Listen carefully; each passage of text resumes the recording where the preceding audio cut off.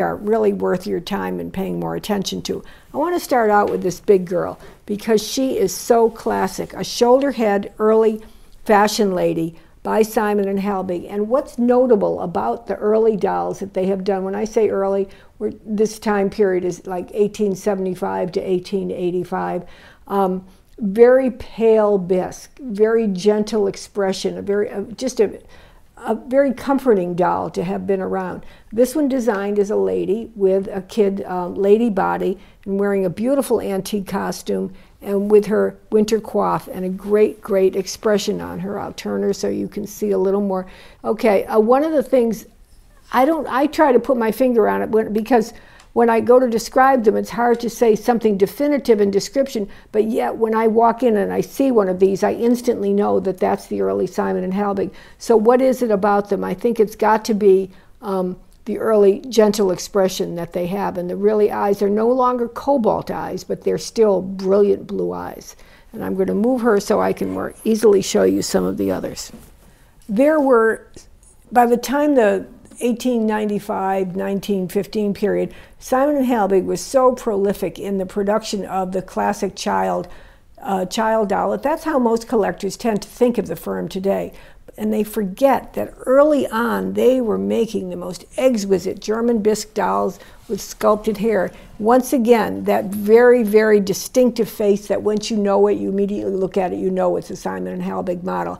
Here with the very heavy lidded eyes, once again, the little blue glass inset eyes, and the sculpted black hair. Very, very different. Turn it so you can see it from the side and from the back. And I'm going to daintily lift her dress because I want you to see that she has her original body with very distinctive boots that were made for this model. And very distinctive bisque hands, which at first glance seem a bit oversized, but are actually the original hands that were made by Simon & Helbig for these sculpted hair dolls. Now standing next to her was another Simon & Helbig miniature doll, and this one, oh, people just love this doll so much. This is called the twill-bodied. Now, in actuality, it's not twill-bodied, it's wooden-bodied with a twill covering over the wood. So the doll is wonderful because it only appears on the Simon & Helbig. It's fully articulated, pin-jointed, dowel-jointed, as you can see, dowel and pin. And it has the bisque lower feet and the bisque forearms. And again, that really stunning, gentle face. This one with its original wig. I'm going to turn it around so you can see it on side and back.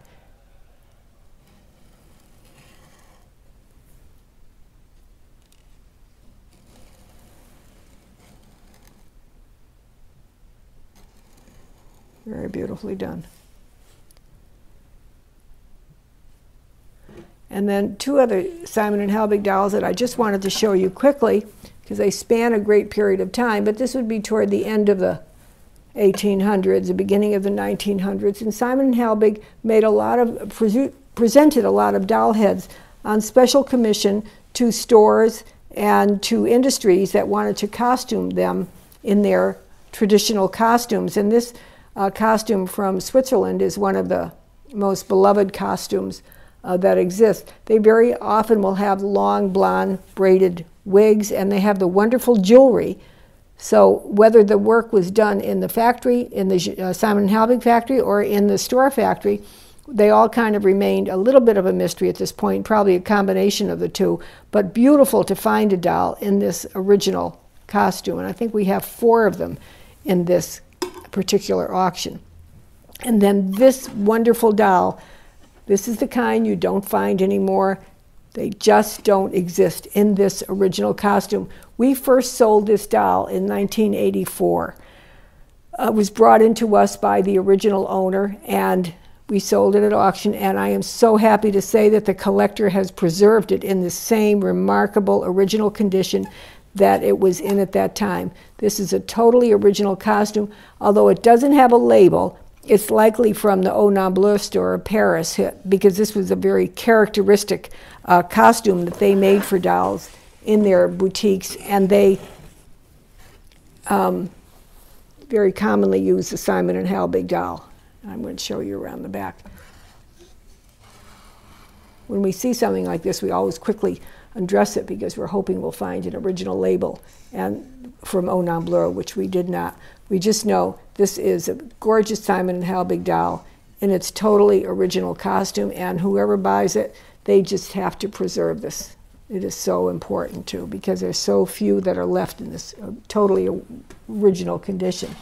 Now, in the front, we have a wonderful little collection of mignonettes in the Oh My Stars and Garters auction, and I wanted to show you 4 of them that I thought were especially lovely. Little one on the right is a little Kester with wonderful pink boots. I think I need to lift that up perhaps so the camera can see it better.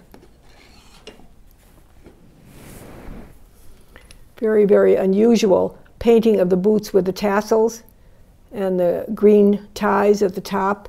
A wonderful antique costume, and that very sweet demure face, which you find on the larger size closed-mouth Kester. To find it on this particular doll is extremely rare. It's a wonderful example. And then next to her are standing 3 models, which collectors, to my horror, continue to call the French wrestler. I understand why. Their little bodies are really muscular, and their legs in particular look like they could go into the wrestling match. They're chubby, plump, well-muscled legs. However, it's not a pretty term to give to a nice little beautiful doll like this. But they're German-made dolls from the 1880 period, and they are wonderful. And what do you notice about the 3 of them? They all have the same distinctive body, the curved arms with a little dimpled elbows, the muscular legs. They have blonde mohair wigs. They have the same like square cut teeth, very, very distinctive, but they all have different feet, different shoes. We have here the simplest, the barefoot girl.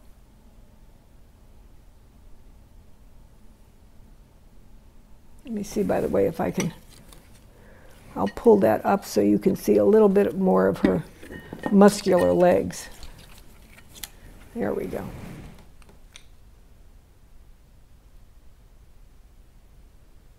Okay, and in the middle, standing next to her, her fancy sister, who's dressed to go to town already in her very beautiful antique costume, and she has black boots with blue tassel ties.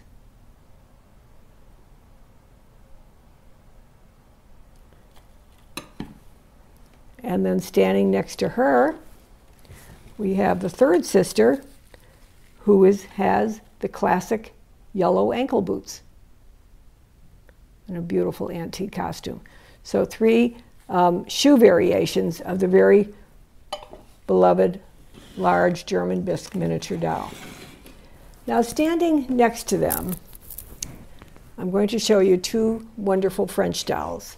The first is, this came to us originally, was in the Nikki Kavitka collection that we sold about 10 years ago, and it's this incredibly rare size 0 little brew. Just original in every way, including, the reason I'm holding it up, I want the camera to capture, the original signed brew shoes.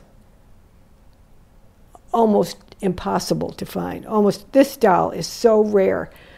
When I did the book In the Palm of Your Hand, that's how I described it. These little dolls were so tiny and so precious. They're designed to be held in the palm of your hand.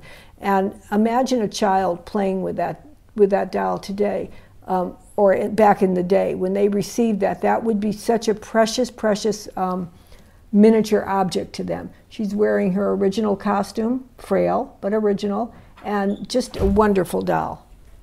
And standing next to her is one of the most cherished of the French dolls, the French bébés, and this is a doll by André Toulier, known affectionately as the A.T. Bébé. And what a face on this doll. She is so beautiful with her original costume, her leather shoes with the French CM mark, the French shoemaker CM. Everything about her is so entirely precious, her little original body. And to find her in this size and in this condition is a treasure hardly to be known. She appeared in our catalog, Dimples and Sawdust, some years ago, featuring the collection of Madeline Selfridge, the very famous early doll author, and was from her private collection at that time. Next to her, I have, it's very interesting. I think you think I'm talking about French dolls now, so you think I'm showing you 4 French dolls. Well, I'm not. I'm showing you 4 dolls that were made in the Sonnenberg region of Germany about late 1880s, early 1890s. And they were made by the Barn-Proschild Company. And what was their purpose? Their purpose was to copy the French doll and capture that lucrative French market that the Germans were needed to come in on and capture. And so they introduced a series of dolls. These are all from one, there are like 20 of them in the auction, every one a different model, all from one private collection of a person who for 15 or 20 years, all she did was collect every model of the Barn-Proschild. She was determined to get every one that they ever made. And here are 4 examples I chose to show you today because they all are in their original factory costumes. We have in the front, in the brown dress, a beautiful little model 208 by Barn-Proschild. Now remember, in a lot of these models, Barn-Proschild made them so they could be open mouth or closed mouth. And so you could have different variations that way. That's the 208 model. In the back, in the pink and green, is a very beautiful, gentle-faced 252 model. And standing next to her, not only looking French-like in her facial model, but in her costume, her original costume. I mean, this looks like this doll she was going to Paris, baby. She just has that French look, and it's no wonder that the Germans kind of overtook that French market when they could produce beautiful dolls like this. And this was the 224 model, very popular. And then finally in the front, in the little schoolgirl costume, was the Barn-Proschild 212 model. And in the catalog, as I say, there's about 15 other models, and it's really a fascinating study to watch, to see the different models the firm created and how they could vary with little features like open or closed mouth, or even in their size and the type of modeling that was done. And then let me just show you 2 other dolls that I do want to show you. In the front, we have a wonderful Premier Jumeau, and we call it Premier because it was one of the very first of the bébés made. And what is notable about these dolls is that they tend to have almost a simplistic painting of their face. It's not the highly refined painting that occurs later on, say, the Deposé EJ model, where everything is just perfect, perfect, perfect. This was tentative, and it created a shy, gentle look. It's most desirable to have, and added feature on this one, all wooden body. Only appeared for a very, very short time at the beginning of the production. Jumeau very quickly went on to the Jumeau and composition body combination, but this is the all wooden Jumeau body. Original Jumeau factory chemise and original Jumeau wig, just wonderful in every way. And next to her, and I wanted to show you this one because I'm going to show you a costume. This is also a Premier Jumeau, but it falls more in the category of what we call the portrait type model because the painting is more refined. It's got, I don't know if they had simply learned their métier better or if this were the finer artists that were working on the painting of it. But early period, the plump body that was so characteristic of that time, original lamb's wool wig, original factory chemise, and I'm going to show you, this was the original gown on the doll. It is, we are selling it outside of the doll because we want to see it preserved. This is the original gown. Let me move her back so I can show it to you better.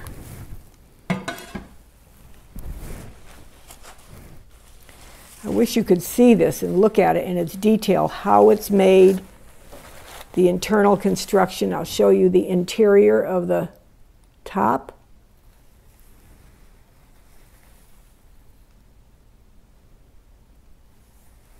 And then this is when it is closed.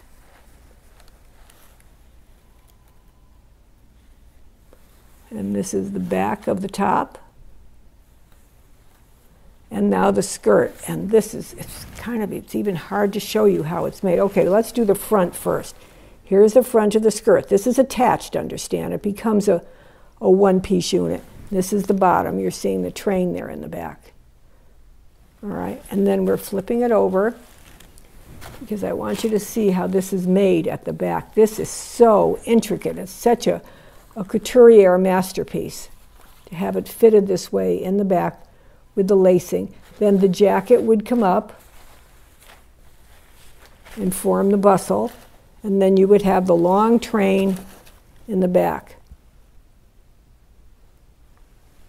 So we are preserving this carefully, and along with it came the original petticoat and the original matching bonnet.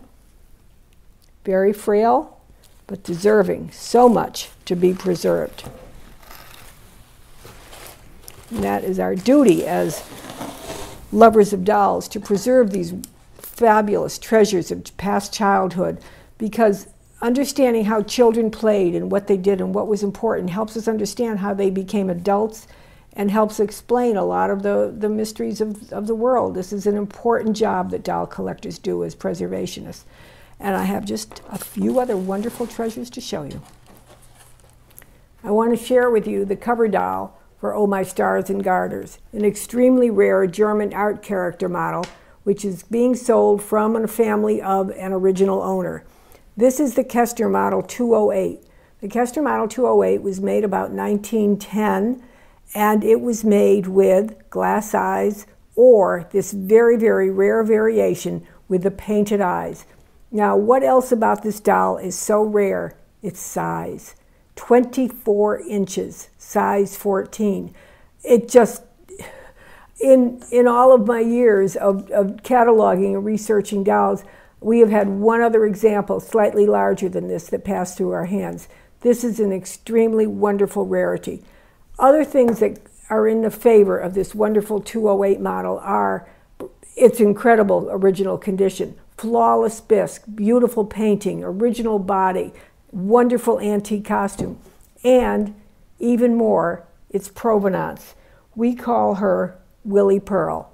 This was Willy Pearl's doll. Willy Pearl Douglas lived in Douglas, Georgia, her entire life, born in 1905, and this doll remained in her possession. She was a beloved resident of that small town, worked in lots of civic affairs, was a teacher, did so many wonderful things, and she kept her childhood doll with her her entire life. After her passing, it was bought by a local collector who has cherished it until this time. It's been in no other hands. So I give you Willy Pearl, and I hope it goes to a wonderful collection, because as cherished as this doll has been, she deserves to. Great rarity, great condition, and a great provenance. There is nothing more that you could want out of a doll. Now, next to her, I've just shown you a couple other rarities from this auction. I just want to call to your attention that I think are very fun. We have, and I'm showing you this bear, because he's not in the best of condition, but he is the very, very early period German Steiff teddy bear. And I know that teddy bear collectors always like to see the bears. When I get questions, they say, well, can you show me a back view and a side view? Well, I'm going to show you an all-around view right here in this video. So here is this wonderful early teddy bear with the original early button in ear. And let's show you his side view. You can see the hump. You can see his long snout. You can see his long limbs. And then I'll show you the back. What a sweet little expression on his face. He looks worried. All right. And then we turn him around, and you can see him here. Very wonderful early mohair teddy. Sitting on his lap were two early dolls, and I am truly puzzled by this, and I'm angry at myself. These dolls show up so rarely. They were made in France at the beginning of the 20th century, in the early 1900s, and at one point I have known who made them, and I do not know now, and I can't find my reference source to tell them to me. They're made out of leather, pressed leather, with these little sculpted features and the sculpted curly hair, and then hand-painted, jointing at the shoulders and hips. All that is little hand-stitched kid. These are so wonderful and so precious and so unbelievably rare in their little original costumes. I'll separate them so the camera can pick them up a little more carefully. Wonderful faces. Help me out here, folks, and then I'll share it with everybody else who made them. I know we know. We have another teddy bear in the front, and this is an early Bing teddy. And again, I just want to be able to let everyone see him all the way around so they can see his condition. And here we go. He's a sort of a russet color. You can see a little bit of the original color right here at his swivel neck. And while we're doing that, here's his side profile view. He has a very elongated snout. And here is his back view. And the front.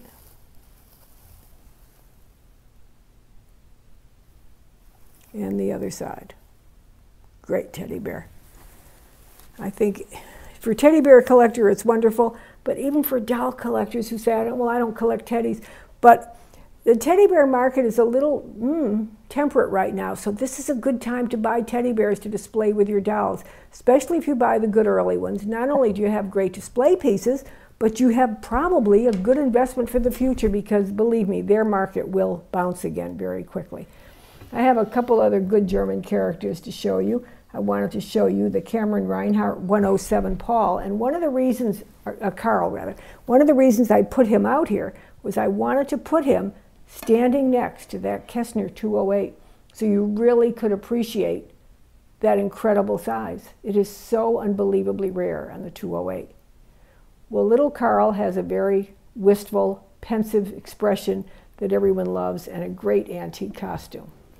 Looking askance at him because he's sure that he means trouble is the molded hair, top knot, painted eye googly by Gebruder Heubach. He trusts no one. Look at him. He's ready for trouble himself. But Heubach, you just can't get beyond the expressions that they sculpted on their faces. No one surpasses them, in my opinion. They are so realistic, and partly because they came from a figurine background, the company did, and then moved into making figurines of piano baby type figurines, and then moved into using those same head models for their dolls, and that's why we get this wonderful expressive feature. I included two other characters here just because I thought they were wonderfully costumed and such great quality.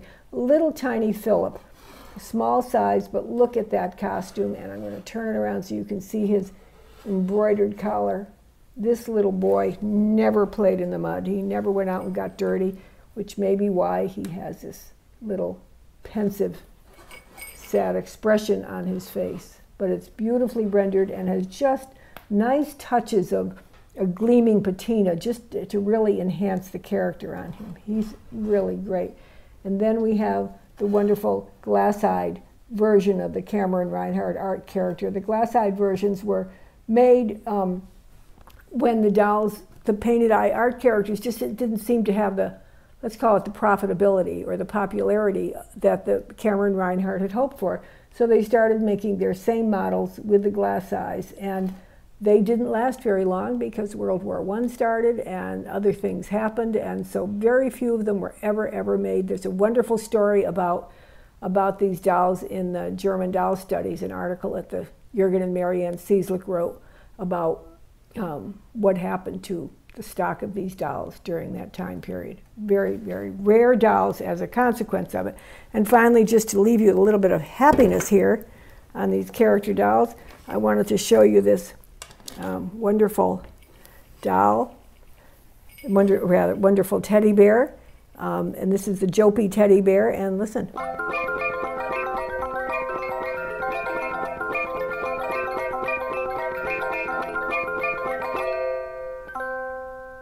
I want to end our program with Oh My Stars and Garters with some wonderful automaton and great music that will just make you happy. The actions are delightful. The themes are delightful, the costumes are delightful, the music is wonderful. And when you're looking at this little one, by the way, be sure to notice the front of her costume. You know I'm all about costumes. Hand-painted detail of little dancing animals across the front of her gown to match her dog. And let's go. She's training her puppy. It's a circus performing puppy. He jumps through the hoops.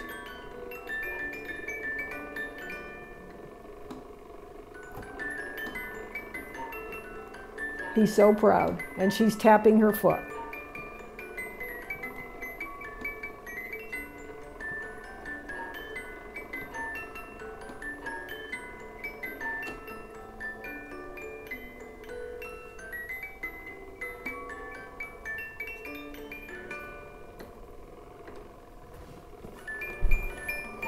Thank you for that wonderful performance. Let's go on this side. This little girl who has her wonderful surprise basket wearing her original factory silk costume from the firm of Leopold Lambert, with the costumes designed in their own archives by Ernestine Lambert in their own ateliers.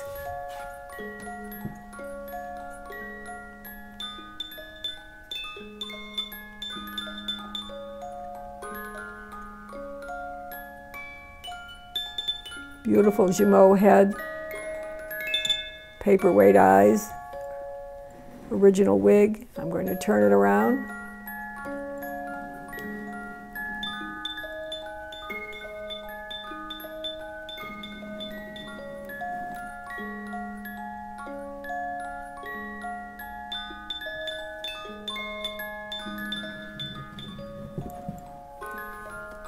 Little details of the costume, like the decorations on the bonnet, are so wonderful. Original Jumeau earrings, and her little surprise basket with the little bird. And finally, a little piano music to end the day, with one little surprise that I'm going to show you before we start. Remember when we showed you in the candy box? That was a half-doll candy box. It was so beautiful, and then I said, who could imagine getting this as a box of candy, and then it's a doll and you love it, and then you realize, oh no, it's a box of candy as well. Does life get any better? Well, it might, because this little girl was also a candy box at one point. You lift her lid, and the whole intersection of the top of the piano was filled with candies. What a life. And here we go. Let's listen to her play.